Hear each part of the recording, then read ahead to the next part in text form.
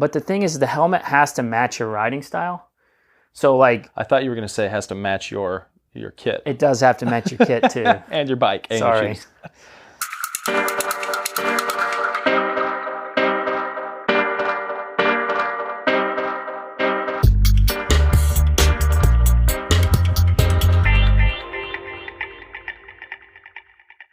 What's up, everybody? Welcome to another episode of Coaches on Couches. Bing! Slouches. I was told not to slouch as much. Yeah, I told you to sit up so you can make me look taller.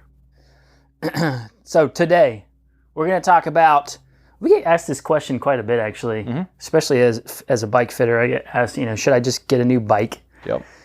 So we're going to talk about the upgrades that you should make prior to just biting the bullet and getting a new bike. So whether to upgrade or just buy the new bike. And in some situations, these might be upgrades you would also make to a new bike. Possibly. Depending on where you're at. So obviously there's a lot of variables here. We'll chat about those. We also, I'm also going to go over just real quick, like early on, we're going to go over if you're heading to Cleveland for the USA Triathlon National Championships. I wanted to just take a second to go over some quick changes to the course, as compared to last year. Yep. We did a big rundown in a previous episode. Yep. We don't remember which one it was. It's early, one of the early episodes, because it's pretty much a year for us doing the podcast. So we're on number 50. This is technically number 50. So we'll get to it. So I'm Coach Dale Sanford. I am Coach Bryant Funston. We are the co-founders of BPC Performance Coaching, where we specialize in helping time-crunched athletes optimize their busy schedules so they can maximize their athletic performance. Every BPC coach is trained in our 5 Pillars coaching system that has been developed over the last decade through our work with athletes of all ages and ability levels, from fresh off the couch to world championship competitors. You can find out more about BPC by going to buildpeakcompete.com, checking Facebook and YouTube at BuildPeakCompete, or all up on the Instagram at BPC Performance. And we will admit, we're not stellar at posting to social media. We're not the worst. Not the worst. We're not the best either. All right, so we'll get to the topics of the day. But first, shout-outs. Shout-outs. All right, I'll start. We just got the right pronunciation here. Cliff Abeles, I think that's how you say it, knocked out his first half iron last weekend in Delaware, Ohio, which is weird. It's close to Columbus. So first half iron and did it in under 6 hours. And probably some of the best finish line video and absolutely. Pictures I've seen. That's what it's all about, really. You get into the long course stuff. It's a challenge to get through races like this, and just the joy and excitement of making it through and having a good time to boot for his first ever race. That's really what it's about. Cliff is an kind of like an ideal athlete to coach because he really enjoys the process and trusts what we're putting him through, communicates well, does the work. And that's when you get finishes like that, where you're, have the juice to kick it up at the end and, jump around. And I told him, don't waste your finish line photo. So that was part of it. Part of it. After the jump was the cramp. He did not cramp. Good. So Liz Hall, who we've mentioned quite a bit, is I think I said maybe a week or two ago when she hit her fastest ever mile that there was a 5K PR coming. Yep. And it happened last weekend. Bam. So called it. Excellent. 5K personal best at the last road race series 5K. So excellent. Leigh Ruston, also a regular on the shout-outs. Went over to Cookeville and Sparta, Tennessee. It was the Tennessee State Road Race. She missed the state jersey by 1 second, but she took a late flyer, so K out. She risked it, and they caught her. So a group of 3 or 4 caught her just before the line. She tried to sprint, but obviously after you've gone all in, it's tough to do that. Yeah. And so she ended up second in the Cat 3s. She then went on to win the Cat 3 time trial that afternoon, which had a hill that I heard some people were walking the hill on it. It was that's a steep one. 10.5%, kicked up to 13 plus at mile 4.5. So legs are loaded up. If you didn't know that hill was coming, that could have been bad news. Yeah. Bad news bears. But first in the TT, Nice. and then the next day, Cookville Crit, she was 4th overall in the women's 1-2-3 race. So nice. I've got one more. Can't forget Rich Wu. There we go, Richie. Over at the Rogers, I believe it's the Rogers Cycling Classic, Northwest Arkansas. So it's basically he doubled up in the crit, so he did the 4-5 race and the Masters race. Okay. And then the road race on Sunday. So he ended up third in one race, third in one crit, second in another, and second in the road race. So pretty good, pretty solid weekend for Rich. We knew that the fitness has been there. It's more of a mental thing for him, putting it together on race and so day, yeah. we're trying a few new tactics, and they seem to be working. So excellent, good on you. Cool. Quick good luck to those doing the Riverbluff Tri this weekend. That's Ashland City. That's close to Nashville, but our buddy Joe Fleener at Above the Fold does some great events, and he's putting on that one. And the coolest thing about the sprint and the Olympic distance is the overall champions get like full-on wrestling belts. Yeah. Whoa. They're legit. Whoa. It's like a legit wrestling belt. I'm going after it someday. Nice. It was a little too close to nationals to do it, but man, it's almost rivals the rooster necklaces, the chicken necklaces we made that year. Yeah. It's one of the coolest awards I've ever seen. So cool. All right. Last note, long course training camp. Don't miss it. More information at buildpeakcompete.com/tricamp. And that'll be September 6th to the 8th. Come get a bunch of volume in and prepare yourself for those late season half and full Ironman races. All right. So real quick on the Cleveland course. So this year, race was in Cleveland last year. Nationals is going back to Milwaukee for the next 2 years. But back in Cleveland this year, they've made a few changes to the course, improvements, I would say. One, there's a few more shuttles for parking. Parking was a little weird last year. You can prepay parking, but you're still going to park at First Energy Stadium and then get a shuttle over. Or you can park downtown at the Hilton, near the Hilton, and get a shuttle from the Hilton to the park. My secret, if you're listening, my secret for parking strategy is to park on the west end of Edgewater Park off the road there. And you can park on the side of the road and then walk in, and then you can get in and out whenever you want, and traffic's not bad. So there's your secret. If you're listening, you know where to park now. Bam. So course, as far as the Olympic course, same swim course, but they're adding more sighting buoys, which is great. Hopefully it's not as long as it was last year. I think some of the buoys got moved around. It was pretty long. But more sighting buoys. Bike course, they've actually finished the construction that was going on last year, so the bike course is a little more open, a little smoother pavement, but it's still going to have the grindy hills and the 2 180s and stuff like that. So it's not the fastest bike course in the world, but it should be slightly faster than last year based on the road improvements. So that's going to be nice. And then the run course, they've changed to a 1-loop course. It was a dual loop of the 5K course. Okay.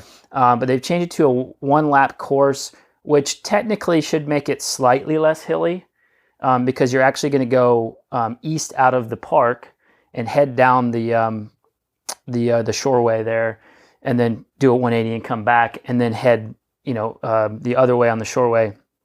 And so it's taken out some of the windiness inside Edgewater Park, and it's taken out the double gradual hill at the start, but you're still going to hit that stupid wall hill that they send you down into this parking lot, and it's probably a 18-20% grade down into this parking lot.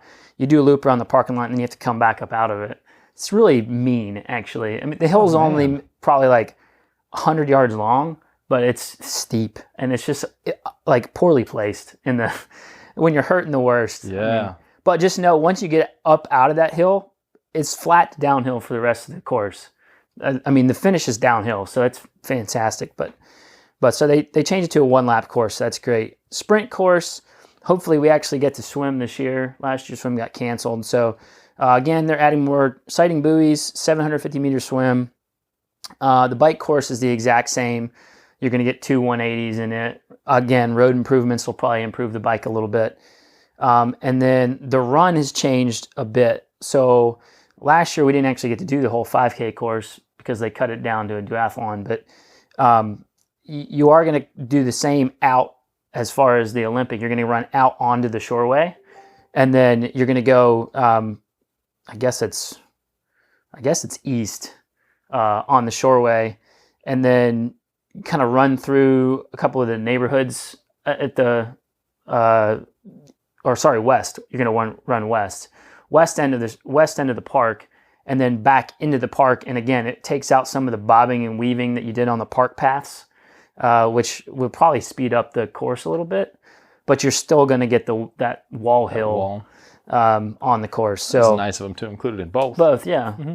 But just again, know that once you're up out of that parking lot, it's flat to downhill from there. So that's pretty much the course changes. I mean, so cool. If you want more detailed, go back to one of the early episodes and check out that recap from last year's nationals, and I kind of go over the course a little bit more. Excellent. All right, let's jump into it. Diving into the true topic of today. So, when to upgrade your bike or equipment, and when to just bite the bullet and buy a new bike. What we're going to assume here is that your main goal is better performance. Correct. Whether faster times. Faster times, something like that. We're not just assuming that you're just jonesing hard for a new bike, in which case... Because what do we say in that regard, Dale? N+1, baby. N+1. For those aren't familiar, N+1, N is the number of bikes you currently have. Yes. +1 equals the number of bikes you should own. Yeah. So you should always have one more. So if you're just if you're just looking for an excuse to buy a new bike, just get a new one. Mm-hmm. I mean, if you can afford it, and just get a new one. Mm-hmm. New bike day is like the best day of the week. Mm-hmm. So, and start considering what is your current setup, what is limiting you the most. Yeah.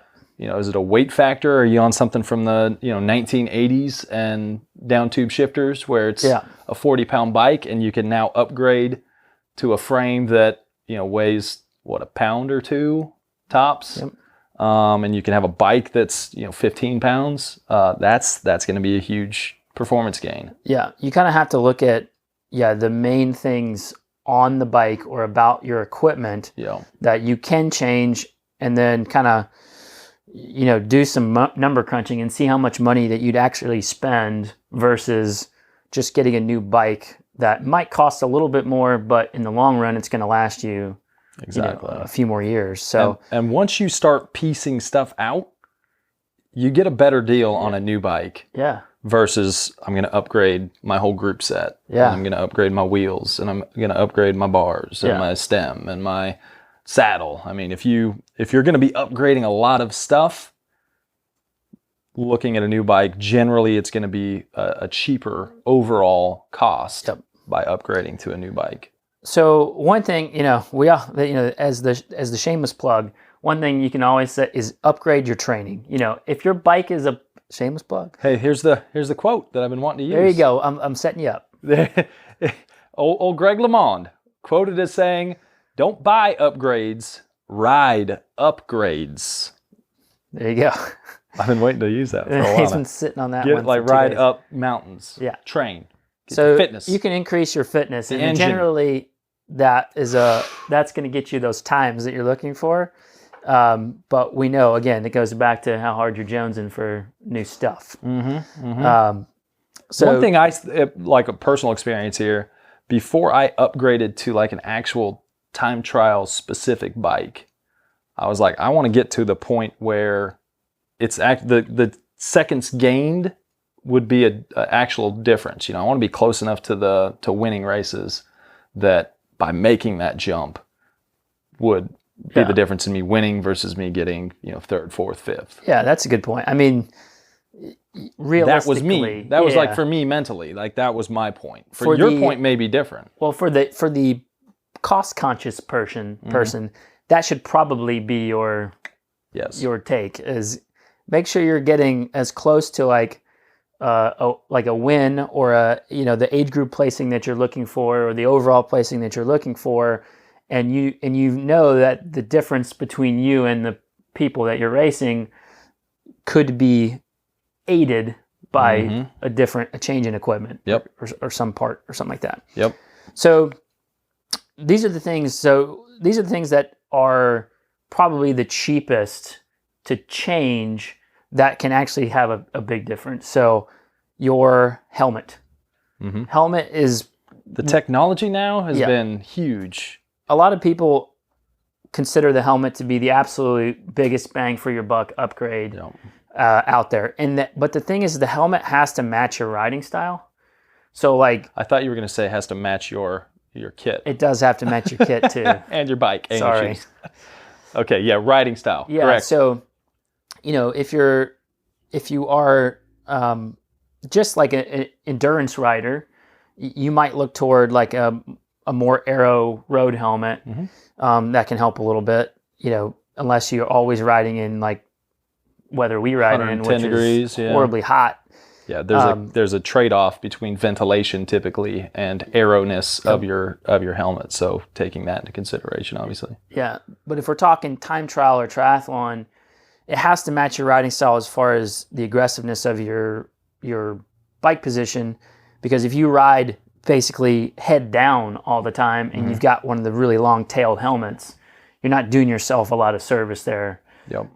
Which is why you see so many people going toward the stubby rear helmets, short-tailed, or even like the bent tail helmets, where if you put your head down, it still has a bit of a I would say foil across your back. Yep. So just be conscious of like the type, how you ride, and the style of helmet that you're getting. But for $150 to $250, upwards of $500, you can get a helmet that over, I guess what they say, like over 40K is like, can be 20 seconds, something like that. So yeah, depending on the speed you're traveling at, obviously.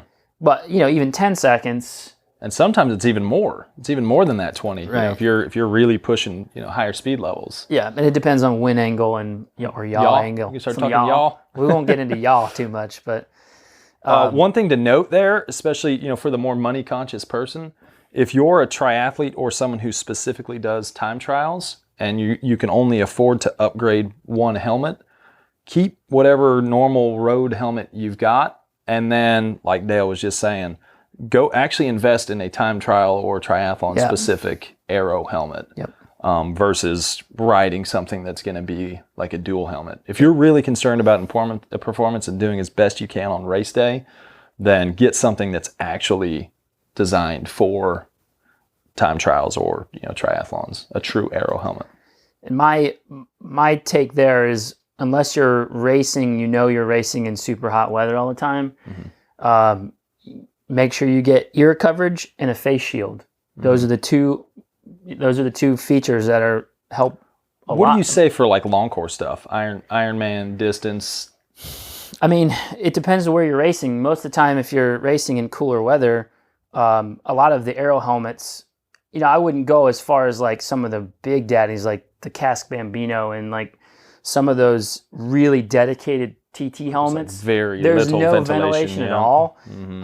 But most companies are trying to balance that because they know triathletes are such a big part of the market. Yeah. So I would say most helmets, most like ones on the market right now, are going to be fine for triathletes, unless it's like a Kona situation or something like that, where you're going to want, it's going to be blazing hot. Yeah. Every so often, like a Ironman Texas or sometimes at Florida, it's going to be super hot. You're going to want a little bit more ventilation. And some helmets out there have like adaptable ventilation. I know that like the Wing 57 or some of the Rudy Project helmets have You can take off. You can and put take on out and take out the piece, and it'll add to ventilation. Yeah. So if you know you're racing in hot weather, you will want to look toward a helmet with a little bit more ventilation, but still shield ear coverage. Yep. So that's helmet. Other big thing, my other big one is tires. Mm-hmm. Like I don't think people understand the difference in rolling resistance of even just probably the two most common tires out there that I'm familiar with, Gator Skins and the GP4000 S2. Yeah, they're both Continental. Same company. Yep. Or now they've got the 5000. They got the 5000, which is even less. But the rolling resistance in those two tires is massive. Yep.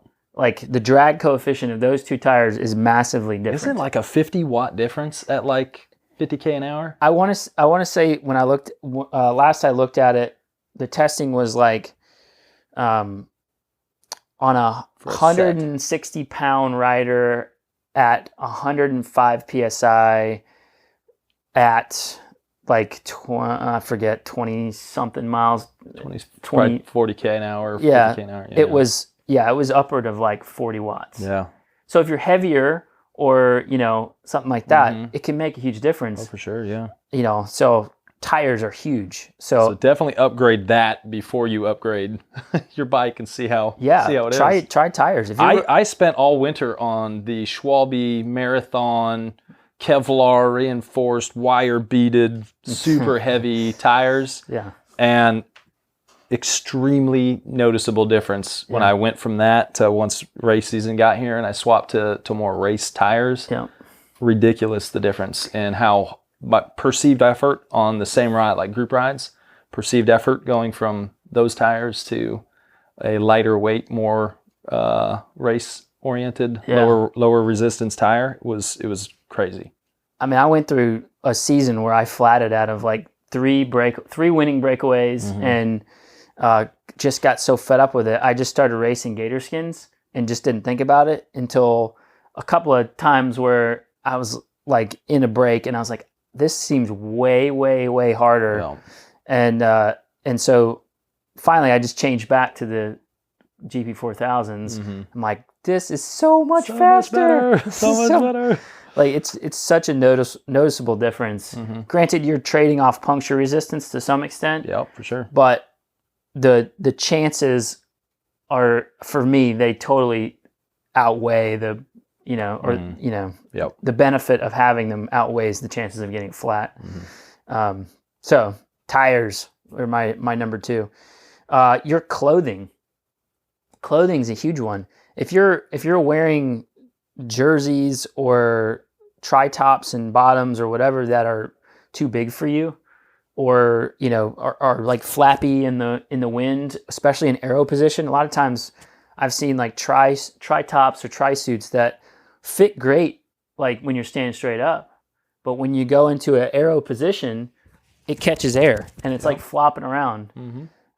So that is a huge difference. So if you notice that your clothing is flopping all over the place, and having clothing that breathes well enough that you can actually keep it zipped up and tight, right, where you don't have the jerseys flapping behind you in the wind. Yeah. A performance benefit right there. Absolutely. Yeah, you can be as fit as a fiddle, but it's not going to help you if you overheat. Yep. So clothing is a massive one. Power meter. This goes back to like improving the engine versus improving the equipment. Obviously, a power meter is a piece of equipment, but that's something that generally you can also transfer to a new bike. Yep. But having a power meter, which is giving you actual data to let you know whether you are improving or not improving, is it a training related issue? What's your power? Obviously, different power meters can read differently, but if you're seeing massive differences in the power you're producing on a ride versus someone else who's maybe riding better than you, that could be a sign that there could be inefficiencies somewhere, whether it's the bike, the equipment, how you're managing your ride, how well you're drafting, but it can allow you to start thinking about, okay, what am I doing wrong here, or what needs to change to improve? Yeah. So power meters are huge in engaging how you're improving and how you're riding. So equipment changes and upgrades so far we've got, or training we put in there, training, helmets, clothing, tires, adding a power meter.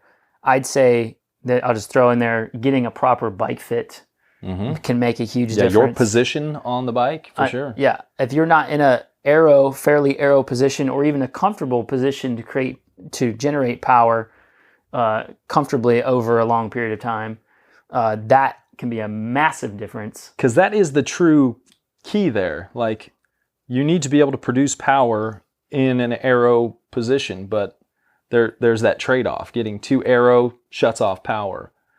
Being too upright may give you a little more power, but if you're a giant sail, it's not going to be a performance benefit for you. Yep. So you want to try to find that sweet spot of power relative to your aerodynamics. This is a very generalized statement, but I usually, when I'm fitting people, like, obviously long course, we hinge on comfort. If it's a long course style fit, hit on comfort. If it's somebody doing time trials 40K and below, then if you're not averaging over like 25, 28 miles an hour on these time trials, I'm going to hinge on comfort for the most part and have you like power production, like focus on power production versus being super aero. Because I mean, once you get above that mark, aero becomes a lot more important, exponentially important. So that's what we'll hinge a little bit more on that. But if you're not one of those people that's consistently up over 25, 28 miles an hour on a time trial, I would hinge more on comfort and power production. Yeah, I would say over 25 and below. And even, with that, like, one of the most important parts of you going fast is your body position. So if you're someone that's budget conscious, you got a road bike and you're wanting to get into either triathlon or time trials, just buying some clip-on aero bars where you go from being out wide to coming inside and closing that pocket down a little bit and dropping a little bit lower. That's going to give you the biggest benefit of anything. Just getting into that more aero position, because your body is the least aerodynamic part of the whole system that we're talking about right now. By far. So that would be a cheap way to kind of get into it. That's what I did initially. My next jump was I ended up getting a new road bike, and then I just converted my old road bike into my time trial bike. So I took, instead of going with clip-on aero bars, I took it up another notch and went to actual triathlon or time trial specific aero bars on the front that allowed me to get a little bit lower still. And I rode that for quite a while before I actually upgraded to an actual aero time trial. If you're not spending a lot of time on a time trial bike, if you're not a triathlete and you as a cyclist, you might do 4 or 5 time trials a year or something like that. People forget that you can take a fairly aero road frame, change the cockpit, and it's a really solid TT bike. Because the road bikes now are so aggressive as it is. You can get into a decent position with it, or you can do something like there's a company out there called Redshift that makes seat posts that you can bring forward, and it doesn't change the effective seat height, but it changes you forward and up. So you get that more aggressive time trial position.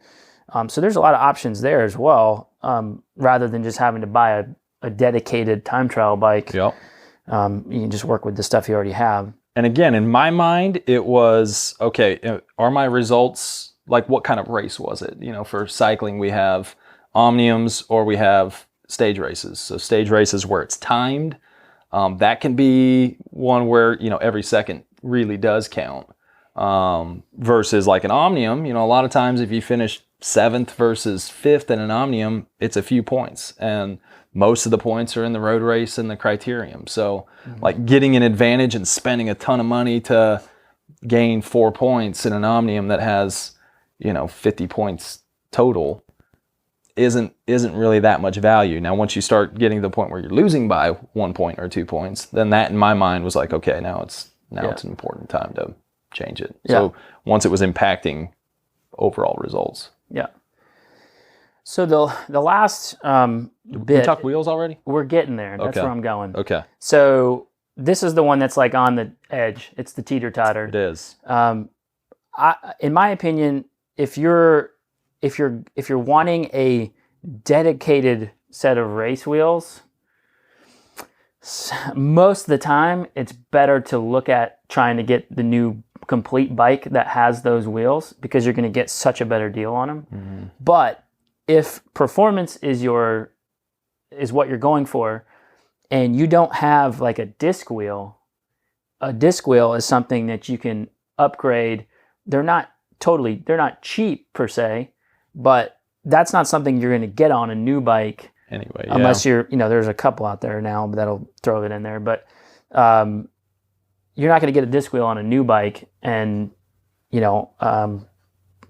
granted, you only ride a disc wheel on race day. Mm-hmm. Or if you're somebody we know going out and getting KOMs. But shall rename nameless. And an option there as well, again, budget conscious, you can do the rear disc, wheel cover. The disc cover. So that disc wheel can make a huge difference. Mm-hmm. Especially if you're riding, you may have some fairly aero wheels, like some 40 or 50 millimeter deep dish carbon wheels. But if you throw a disc wheel on the back, it's an advantage. Yeah. It's a big Especially if you advantage. start getting above that, 23, 24, 25. Once you start getting up there. And people want to bash on disc wheels and crosswinds, but I mean, I've never had. I've never had a problem. It's usually the front I'm the wheel. smallest human. Yeah. It's usually the front wheel that push you all over the place. Yeah. And realistically, unless it's a dead crosswind, a disc is going to be supreme. Yeah. Because it can help. It can help actually create propulsion. And not factored into that is the placebo effect of hearing a disc. If you've never heard a disc while you're riding, and that whoa, whoa, whoa, whoa, whoa, automatically you're like, fast. You hear somebody coming, you're like, oh yeah. Is that an airplane? Or, disc wheel placebo effect. Yeah. So that's something to consider. All right, so we'll transition into the things that are kind of like the no-brainer areas of, you might as well just get a new bike, new complete bike. Mm-hmm. Obviously, the big obvious one is a frame. Like if you're looking to either get a more aero frame or transition from a road bike to a tri or a TT bike, or like you're on a bike that has down tube shifters, weighs 40 pounds or something like that. Doesn't fit you. Like a lot of times it happens where a bike you initially either sold on or you bought it from a friend or whatever because you're wanting to get into it. If that bike just does not fit you, there's no reason in trying to upgrade that bike. You'd be better off getting something that's going to keep you comfortable and in a better aerodynamic position like we just talked about, or a better position for you versus anything else. You are going to perform so much better on a bike that actually fits you. Mm-hmm. So big weight differences. Yeah. I would say just look into getting a complete bike. I mean, in today's world of bike frames, a lot of like the nicer bike frames, we're only talking, a few grams here and there, like 20, 30 grams. Really nice bike frames are what, 700 grams? Something like that, like 750 grams. Less than 2 pounds.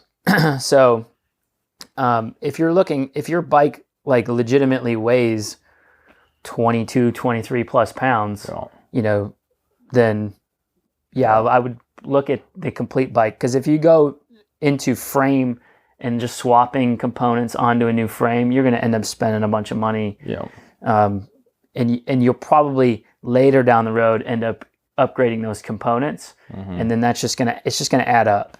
So if it's a frame situation, by size, by weight, or you're going for a different style, aero frame or time trial or triathlon frame, just go with the new bike. It's a no-brainer. And I've been hearing a lot of rave reviews on the more aero frame sets now.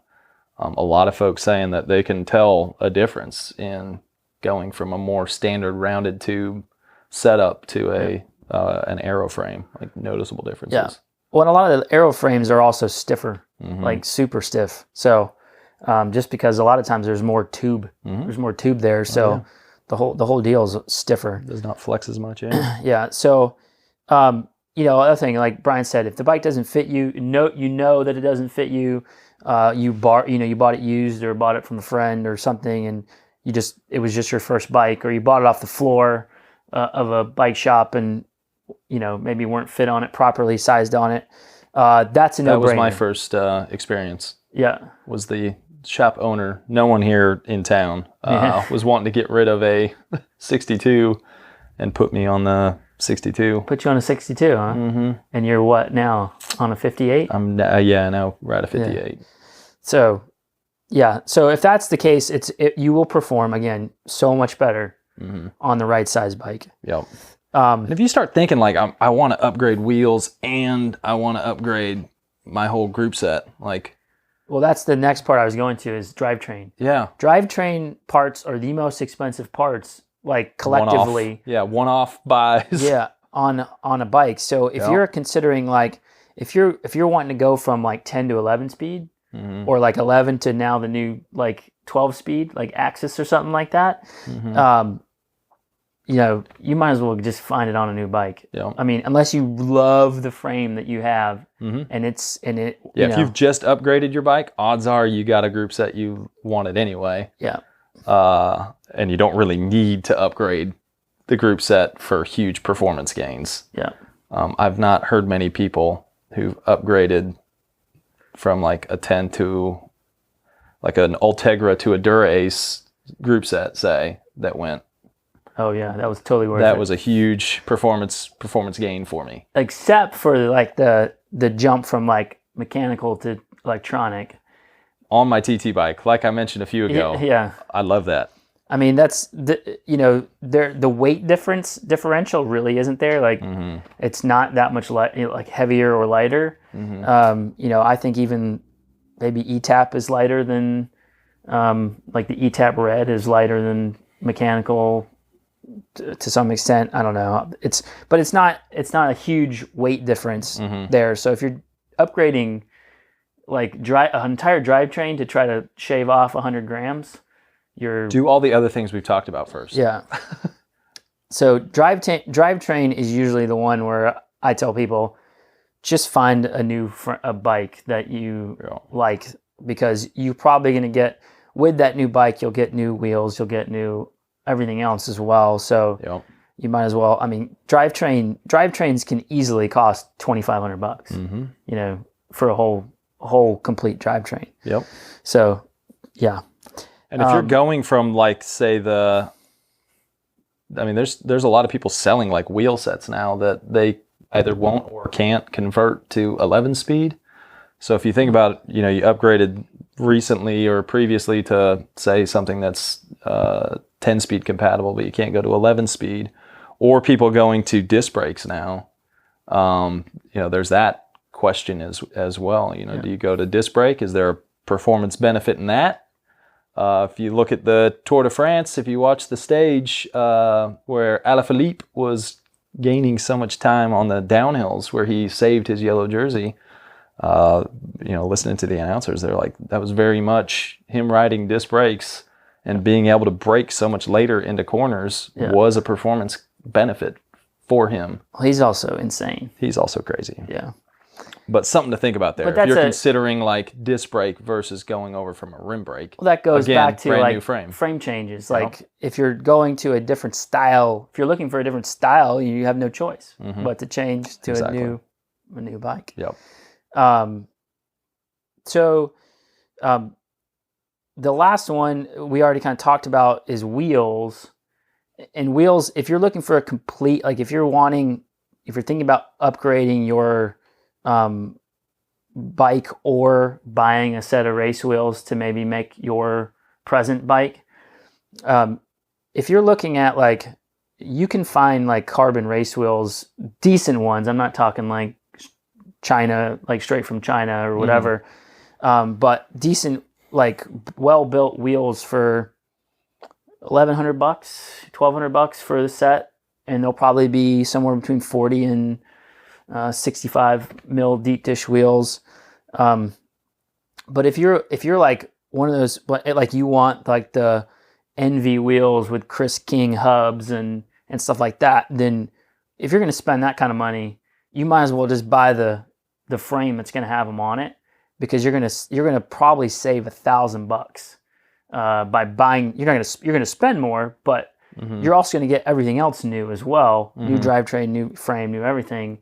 But you're like on that wheel set, estimated, we'll probably save $1,000 on that wheel set by getting it on a complete bike. Yeah, that, and if you're considering any other component as well, it's going to be the more new stuff that you're wanting. If you're thinking new group set, if you're thinking new wheels, like getting a new frame is something where the frame price ends up dropping so much because of how much you would have spent on the wheels and the components if you're doing piecemeal stuff. So yeah, for sure. If you're thinking about doing multiple upgrades to things on high-end items, then going all in on a new bike is something that value-wise is going to make sense for you.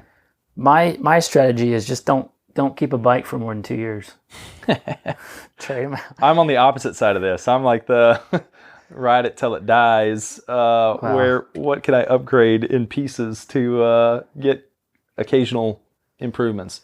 For me, it was always I wanted my position to be right, and then wheel tire combo. If I could just do that upgrade, and usually, if you've been in the race community for a while, and there's a lot of online groups now, like you can buy used stuff. So if you're someone looking to do this on the cheap, do the smaller stuff we were talking about. Do the helmet. Get the properly fitted clothing. Play around with it. If you're riding box wheels, you're gonna get a gain going to a 40, 50, 60 mil tire versus riding like the box rim, with 28 or 32 spokes on it. So making that change, and for someone who's thinking about that, who's budget conscious, obviously doing it used is going to be cheaper. You just want to make sure you're getting it from someone that either you know that it's not been totally destroyed prior to you using it. Lightly used. Everything online is lightly used. Lightly used. On the trainer only. Only used on the trainer. Yeah. Which... good or bad thing there. That usually means it's soaked in salt and probably eroding. The front from end the is inside destroyed out. from all the sweat. Yeah, for sure. Yeah, be cautious if somebody labels a bike exactly trainer only. And if you have questions on like any specific stuff, like your setup that you've currently got versus some of the things you're thinking about doing, just either post them in the comments if you've watched this later on at YouTube or Facebook, or shoot us an email or whatever. We're happy to help. We do answer that stuff. Yeah, for sure. We're happy to help. And if you have any questions too, specific questions, you can send them to coach@buildpeakandbeat.com or couch. Coach or couch. Set them both up. Please, no one's sent one to couch, I don't believe, have they? I don't think anybody's sent one to couch yet. If someone could please send an email to couch@buildpeakcompete. Just to make sure it works. Just to make sure it works. Might not work. I don't know. Cool. Right. I think that's all we got. If we missed anything, let us know. If you disagree with any of our advice on this topic, shut your pie hole. Let us know. Let us know as well. Let me know. Email it to couch@buildpeakcompete.com.